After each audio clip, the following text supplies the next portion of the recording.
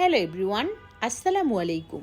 আজ আমি আপনাদের তৈরি করে দেখাবো কেএফসি স্টাইলে চিকেন ফ্রাই। আর এই চিকেন ফ্রাইয়ের বাহিরের আবরণটা একেবারে হুবহু কেএফসির মতো হয়েছে, আর এর ভেতরের মাংস খেতে মাশাআল্লাহ কেএফসি থেকে আরও অনেক বেশি টেস্টি হয়েছে। আর এই মজাদার চিকেন ফ্রাই আমি কিভাবে তৈরি করেছি চলুন দেখে নেওয়া যাক। আশা করছি আমার আজকের ভিডিওটি আপনাদের কাছে ভালো লাগবে। তো কেএফসি স্টাইলে চিকেন ফ্রাই তৈরি করার জন্য এখানে আমি 6 পিস মুরগির মাংস খুব ভালো করে কেটে দিয়ে পরিষ্কার করে তারপর এর মধ্যে দিয়ে দিচ্ছি 1 টেবিল চামচ পরিমাণ আদা বাটা, 1 টেবিল চামচ পরিমাণ রসুন বাটা, 1.5 টেবিল চামচ পরিমাণ পেঁয়াজ বাটা, আরও দিয়ে দিচ্ছি আধা চা চামচ পরিমাণ কালো গোলমরিচের গুঁড়া, আধা চা চামচ পরিমাণ লাল মরিচের গুঁড়া, এরপর দিয়ে দিচ্ছি স্বাদ মতো লবণ। তো এখানে আমি 1 চা চামচের মতো লবণ দিয়েছি। এরপর দিয়ে দিচ্ছি 1 চা চামচ পরিমাণ গরম মশলার গুঁড়া, আধা চা চামচ পরিমাণ ভাজা জিরার গুঁড়া, এরপর দিয়ে দিচ্ছি 1 টেবিল চামচ পরিমাণ সয়া সস, 1 টেবিল চামচ পরিমাণ টমেটো সস, এরপরে দিয়ে দিচ্ছি 1 টেবিল চামচ পরিমাণ চিনি। এখন সব কিছু হাত দিয়ে খুব ভালো করে মাংসের সাথে মিশিয়ে নিচ্ছি।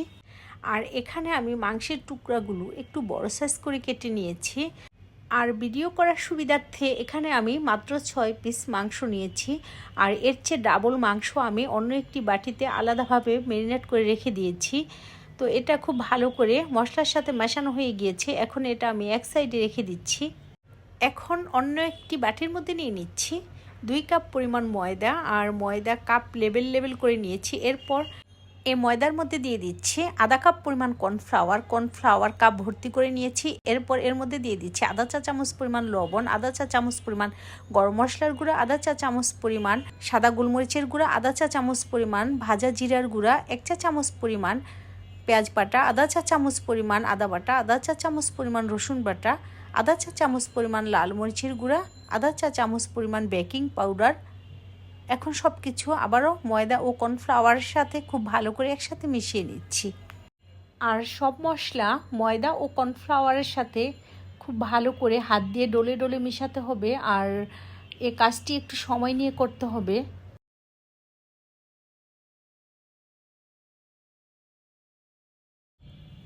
তো এটা মেশানো হয়ে গিয়েছে। এখন আমি একটি মগের মধ্যে প্রায় আধা কাপ পরিমাণের মতো পানি নিয়েছি। এখন এই পানি আমি হাতের মধ্যে অল্প অল্প করে নিয়ে এই ময়দা আর কর্নফ্লাওয়ারের মিশ্রণের উপর ফোঁটা ফোঁটা করে দিয়ে দিচ্ছি। আর পানি দেওয়ার পর হাত দিয়ে ময়দা ডলে মিশিয়ে ক্রামসের মতো তৈরি করে নিচ্ছি। আর কেএফসির চিকেন ফ্রাইয়ের বাহিরের মুচমুচে আবরণের এটাই হচ্ছে মূল সিক্রেট রেসিপি। আর আমি এটার মধ্যে 4 থেকে 5 বার এভাবে ছিটিয়ে পানি দিব। আর হাত দিয়ে ডলে ক্রামস তৈরি করে নিব। আর কর্নফ্লাওয়ার ও ময়দার ক্রামসগুলো অবশ্যই হাত দিয়ে ডলে একটু পাতলা করে তৈরি করে নিতে হবে। তো আমার এটা তৈরি করা হয়ে গিয়েছে।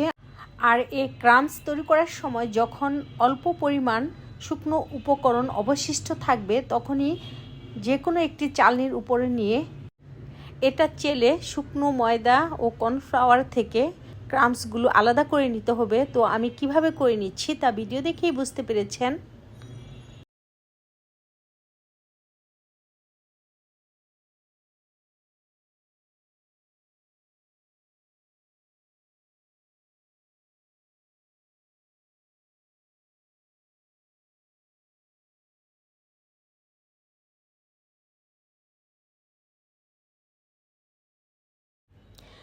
তো ক্রামস থেকে শুকনো উপকরণ চেলে আলাদা করে নেওয়া হয়ে গিয়েছে। এখন এই শুকনো উপকরণ একটি বাটির মধ্যে নিয়ে নিচ্ছি। তো আমার এখানে আধা কাপ পরিমাণ শুকনো উপকরণ হবে। এখন এটার মধ্যে অল্প অল্প করে পানি দিয়ে এটা দিয়ে পাতলা ব্যাটার তৈরি করে নিব। আর আমি এখানে কতটুকু পানি দিয়েছি তা মেপে দিইনি। তবে এই ময়দা ও কর্নফ্লাওয়ারের ব্যাটার বেশি ঘন করে তৈরি করা যাবে না, পাতলা করে তৈরি করতে হবে। তো আমি কতটুকু পরিমাণ পাতলা করে তৈরি করেছি তা ভিডিওতে দেখিয়ে দিচ্ছি। তো আমার এটা তৈরি করা হয়ে গিয়েছে। এখন এটা এক সাইডে রেখে দিচ্ছি। আর ওদিকে আমি যে মাংস ম্যারিনেট করে রেখেছিলাম সেটা এখন ম্যারিনেট করা হয়ে গিয়েছে। এখন এই ম্যারিনেট করা মাংস আবারও হাত দিয়ে একটু নেড়েচেড়ে মিশিয়ে নিচ্ছি। কারণ মাংস ম্যারিনেট করে রাখলে মাংসের নিচে অল্প করে পানি জমে থাকে। তো আমার এটা মেশানো হয়ে গিয়েছে। এখন এই মাংস আমি একটি একটি করে এ তৈরি করে রাখা ময়দা ও কর্নফ্লাওয়ারের ব্যাটারের মধ্যে ডুবিয়ে তারপর ক্রাম্বসের মধ্যে গড়িয়ে নিব।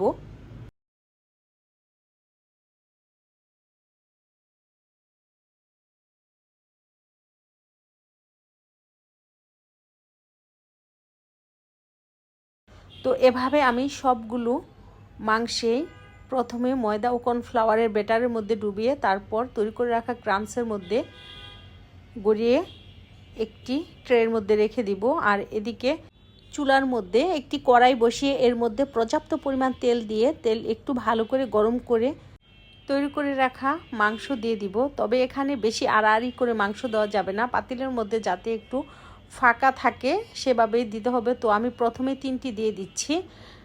আর এই মাংসগুলো ভাজার সময় যখন এক পাশ হয়ে যাবে তখন অপর পাশ উল্টিয়ে দিব। তো এভাবেই কিছুক্ষণ পর পর একটু উল্টিয়ে পাল্টিয়ে দিতে হবে। আর চুলার আঁচ মিডিয়াম হিটে রেখে এগুলো ভাজতে হবে। আর এই চিকেন ফ্রাইগুলো যখন মোটামুটি সিদ্ধ হয়ে যাবে আর বাহিরের লেয়ারটাও বেশ মচমচে হয়ে যাবে তখন চুলার আঁচ একটু কমিয়ে দিতে হবে। আর শেষের দিকে চুলার আঁচ কমিয়ে ভাজলে মাংসর ভেতরে ভালো করে কুকড হবে আর এর বাহিরটা অনেক বেশি মচমচে হবে। আর এগুলো উল্টানোর সময় একটু সাবধানতার সাথে উল্টাতে হবে, কারণ বেশি জোরে চাপ দিয়ে উল্টাতে গেলে এগুলো ভেঙে বাহিরের লেয়ারটা খুলে যেতে পারে। তো আমার এই চিকেন ফ্রাইগুলো ভাজা হয়ে গিয়েছে, এখন আমি এটা থেকে তেল ঝরিয়ে চুলা থেকে নামিয়ে নিচ্ছি আর বাকিগুলো এভাবে ভেজে নিব। আসলে কোনো কোম্পানি বা ব্র্যান্ডের গোপন সিক্রেট জানা কারো পক্ষেই সম্ভব নয়, তবে এই চিকেন ফ্রাইগুলো ভাজার পর একজ্যাক্টলি একেবারে এর বাহিরের আবরণটা কেএফসির মতোই হয়েছে। আর মাশাআল্লাহ এটা খেতে অনেক বেশি ভালো লেগেছে। আশা করছি আমার আজকের ভিডিওটিও আপনাদের কাছে ভালো লেগেছে। ভিডিওটি ভালো লাগলে আমাকে সাপোর্ট করবেন আর এমনই অনেক মজার মজার রেসিপি পেতে আমার চ্যানেলটি সাবস্ক্রাইব করে নেবেন। আর আপনাদের সকলের সুস্থতা কামনা করে আজকের মতো বিদায় নিচ্ছি। আল্লাহ হাফেজ। Thanks for watching.